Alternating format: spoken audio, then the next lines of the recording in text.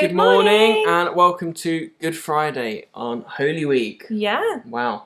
Cool. We've gone so far, haven't we? We've learnt so much. We've heard so many things about stories, haven't we? And this is our second to last ever one Lent video. I know. We're going to miss you. We are. And we've heard so much about stories, haven't we? And this week we've been thinking about God's ultimate story, haven't we? So we started the week with Palm Sunday, with Jesus coming in on a tiny little donkey, well, probably bigger than that, but a small donkey, with all the palms and the coats being laid down on the road. Like a red carpet. Yeah, like a red carpet. Then on Monday we thought about sort of why we need Jesus, didn't we? That was Tuesday. Sorry, on Tuesday, yeah. On Tuesday we thought about why we need Jesus and why we needed him to come. Wednesday we thought about the prophets, didn't we? And that all of this had been sort of predicted and promised hundreds of years before it happened. And yesterday we heard all about Maundy Thursday, and it arrives today, doesn't it? And today is the sad bit, isn't it? Yeah. Today is the end of Act 1. Today is the... Before the interval. Before the interval. And you're like, what's going to happen next? It's about sort of 2/3 of the way through a film, isn't it? Where everything seems hopeless. Everything goes seems completely lost. wrong. Yeah. So what we're going to do today is a little bit different, isn't it? Yeah, so today we are just going to read from the Bible the story of what happened on Good Friday. So our activity today, we're going to tell you that first, is listen to us reading the story. What stands out to you? Think about it as we read. Which characters stand out to you? Which characters do you want to know more about? What questions do you have when you hear the story? How do you think the characters felt in the story? Think about it. Think what comes to life in your head and the things you want to know more about, things that stand out to you. And perhaps you'd like to have a chat with your family this evening or this afternoon and just talk it through and learn more together. So I'm going to start reading and you're going to pick up the second half. Yeah. So here we go. A story of Good Friday. The soldiers took Jesus to the high priest's house. Peter followed at a safe distance. There was a fire in the centre of the courtyard and the guards stood round it. Peter joined them. A servant girl walked past and saw him.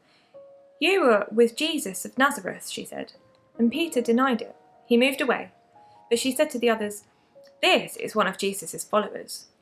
"No, you're wrong, I'm not," said Peter. A little while later, someone heard Peter's North Country voice. "You come from Galilee," he said. "You must know Jesus." "I swear I have never met him," Peter answered, sweating with fright. Then a cock crowed, and Peter remembered just what Jesus had said the day before. He broke down and cried. Inside the house, Jesus was being tried by the Jewish council. It was still dark when the high priest's servants had called them together. They intended to put Jesus to death, but they wanted it to look like a fair trial. Witnesses were brought in, but none of their stories agreed. At last, the high priest questioned the prisoner himself. "Why don't you answer the charges?" he said. But Jesus would not say a word. Then the high priest asked him, on oath, if he was the king, the Son of God. "I am," Jesus answered. You will all see me at God's side, coming with the clouds of heaven." "You have heard what the prisoner said. We need no more witnesses," said the high priest. "He claims to be equal with God, and that is blasphemy. Do you find him guilty?" "Yes, guilty," they shouted. They sentenced him to death, but they needed the Roman governor's consent to carry out their execution. So early in the morning, they took Jesus to Pontius Pilate. When Judas had heard that Jesus had been sentenced to death, he was bitterly sorry for what he had done. He went to the chief priests and threw the silver coins on the table, and then he went away and he killed himself. Jesus stood before the Roman governor, Pontius Pilate. The Jewish priests accused him of treason because they knew that Pilate would not sentence a man to death for blasphemy. He claimed to be a king, they said. So Pilate questioned Jesus, but he could find no reason to put him to death. Jesus had done no wrong. It was the custom at Passover to give one of the prisoners his freedom. "I have not found this man guilty," Pilate said. "I shall set Jesus free." But the crowd stirred up by the priests, would not let him. "Kill Jesus," they shouted. "Crucify him and free Barabbas." Barabbas was a murderer. They made such an uproar with their shouting that at last Pilate gave in. He knew it was wrong, but he was afraid the people would riot and get him into trouble with the emperor. "I am not responsible for the death of this man," he said. "It is your doing." Then he had Jesus flogged and handed him over to the soldiers to be crucified. Crucifixion was the terrible, slow death the Romans reserved for criminals. The soldiers took Jesus away. They dressed him up as a king in purple robe with a cruel crown of thorns and mocked him. They spat in his face, and they took off the robe and led him through the city streets to Golgotha, the place of execution.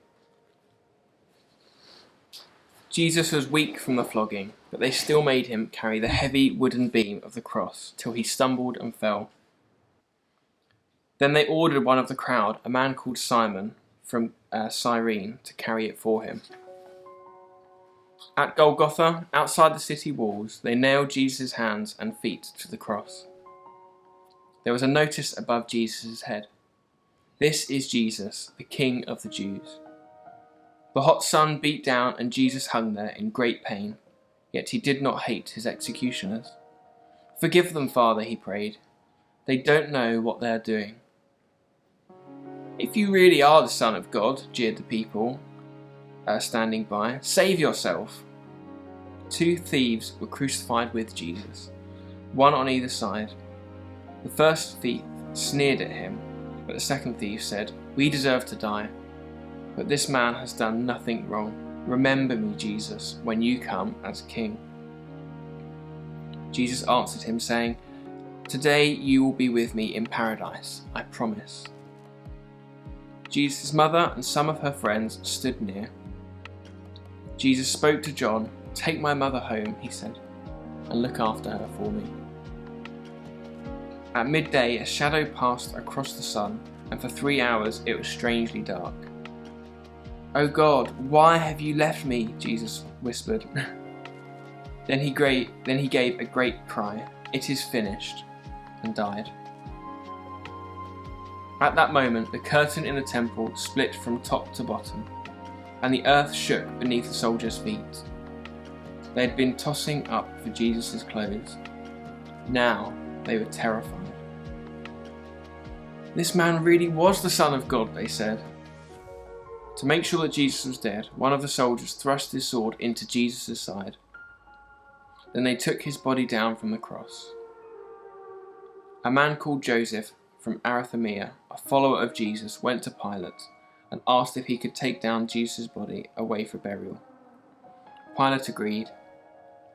Joseph and Nicodemus, Jesus' secret visitor, wrapped the body in long strips of cloth with myrrh and other spices. Mary Magdalene and the other women who followed Jesus from Galilee went with Joseph and saw him put the body in a new grave, a large cave dug out of a rock. A heavy stone was rolled across the entrance. It was Friday, and the Sabbath began at sunset. So the women went away to prepare ointments and spices to put on the body when the Sabbath was over. Jewish authorities asked Pilate for a guard. They put a seal on the stone, and the guard settled down to keep watch. Wow. Wow, indeed. What a story. So, think about what we've just read to you, and we'd love to have any questions that you have. Just ask us, we don't mind. We might not have the answers, but we'll do our best. We're going to do our thankfulness jar.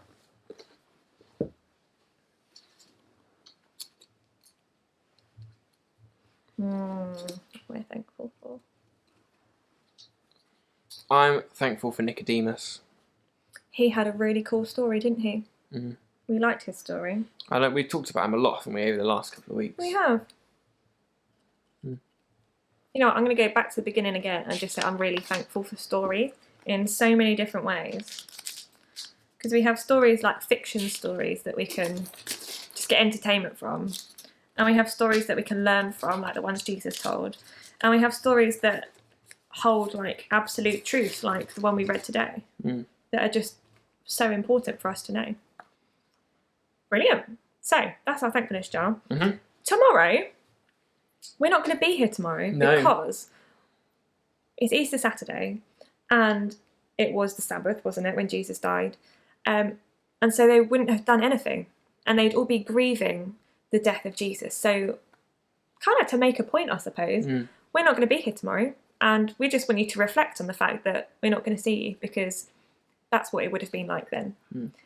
But come Sunday, we're going to be here with all a big guns celebration. blazing. We're going to have songs. We're going to have Kathleen come and do a craft for us. Amazing. We're going to have a big celebration, and we're going to finish the story. Wonderful. Yeah, so have a good day. we'll see you on Sunday. See you Sunday.